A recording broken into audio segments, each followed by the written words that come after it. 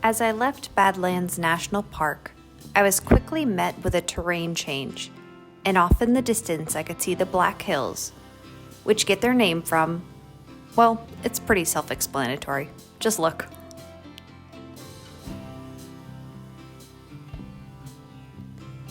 I then decided to make a stop at one of the lesser-known national parks in the area, home to a cave that contains 162 miles of explored terrain.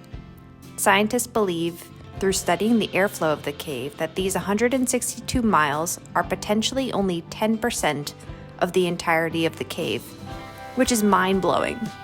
It was also raining this day, which made a cave tour a very appealing way to spend a few hours. Although there are hiking trails and things to do above ground at Wind Cave National Park as well, I just did not have accommodating weather this time around.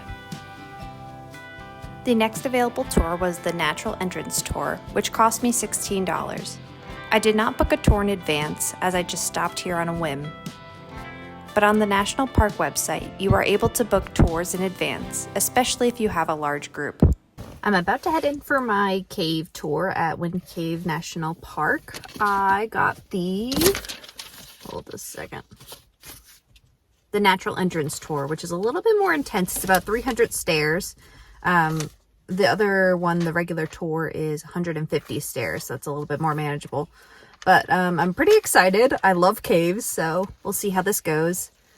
Yeah, they say it's going to be about 55 degrees inside, so you should wear a jacket and stuff. You're not allowed to bring in backpacks or anything of that nature, so just what you could carry. So they said you could bring a camera, that's fine.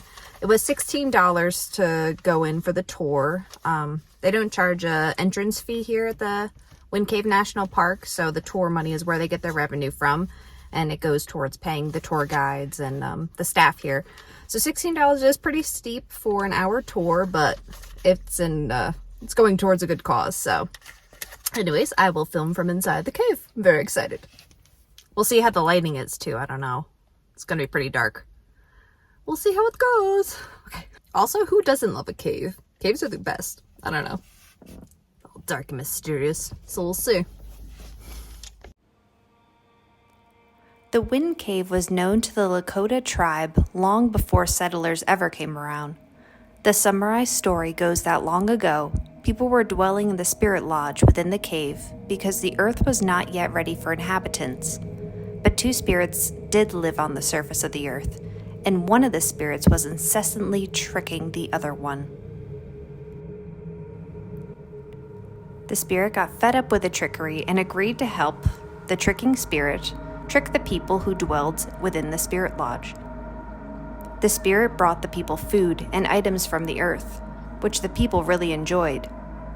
The spirit convinced the people that if they go to the surface, they can eat all the foods whenever they wanted. The people agreed and followed the spirit to the surface.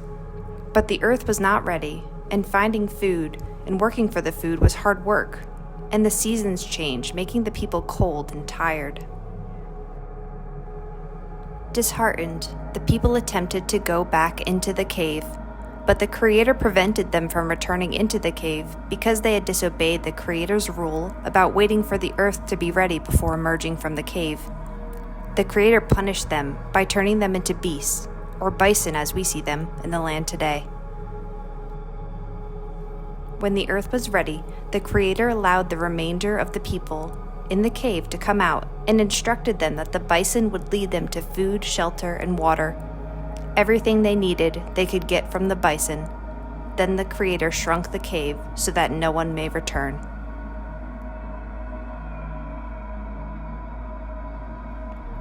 Settlers eventually discovered the cave, but it was first explored and documented by a 16-year-old boy named Alvin in 1890, who explored 8 to 10 miles of the cave. Alvin loved the cave and spent a lot of time writing down discoveries, exploring, and showing others what he had discovered through being Wind Cave's first unofficial tour guide. Alvin later died of typhoid fever at the age of 20. The Wind Cave was seen as a profitable piece of real estate, as people would pay for tours and for pieces of the cave as souvenirs, so people began fighting over ownership of the land. But in 1903, Theodore Roosevelt signed legislation making Wind Cave fall under the protection of the National Park Service. The cave today is protected and maintained by the National Park Service, but scientists are still working to explore this endless network of tunnels today. They closely monitor the wind pressure and the growth of the cave. Now, this cave is something you need to see to believe. From the intricate and unique rock formations beneath the surface and the sheer size of it, definitely add Wind Cave National Park to your list of places to visit in South Dakota. Wow. You guys have to go do that tour. Oh my gosh, that was amazing. I had this ranger Peely. He was so comical, so informative. He knew his stuff. It was really great. You definitely have to come and do the tour. I did the natural garden tour, I think it's called. That was amazing. Oh my gosh, I can't get over it. It's so beautiful too. It's such a long tour too. Usually like cave tours from the East Coast, it's very short. Although I haven't been to the one in Kentucky. I have to go there next.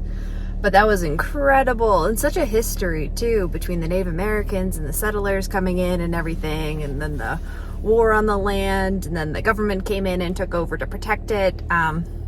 They said it's the 7th longest cave in the world, so it's pretty cool. Oh my gosh. I do love caves though, so if you don't like small spaces, I was crouching down a lot to get through. I'm 5'9". I had to do quite a bit of crouching.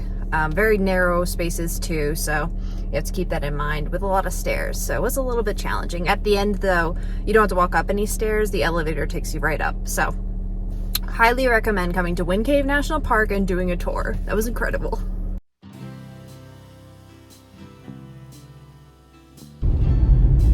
You guys, I'm about to be in my first bison buffalo car jam. I'm so excited. They're on the road.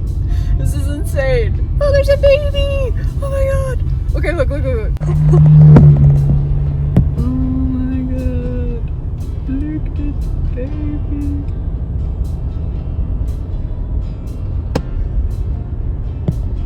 This guy just stopped traffic.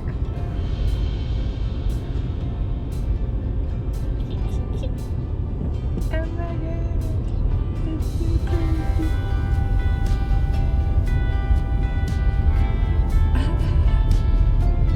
Oh, babies are still here. So cute. Oh my god. They're so cute.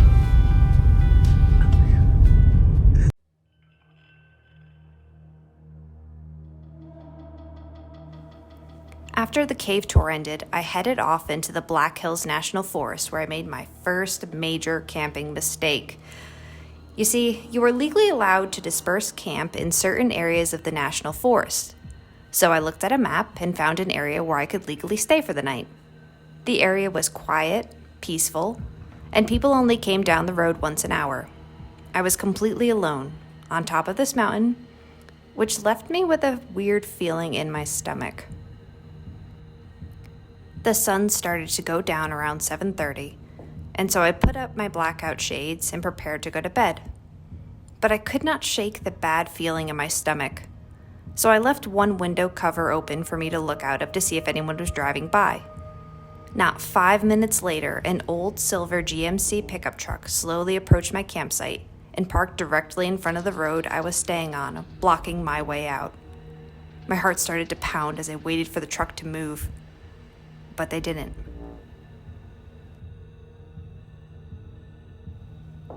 I scrambled for my glasses to see if I could see into the truck, but the windows were tinted and I could not see how many people were in the truck.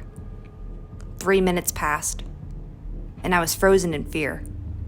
Why were they still parked there? I quickly scrambled for my phone to get ready to call for help, and I grabbed a hold of my protection I was keeping in the car.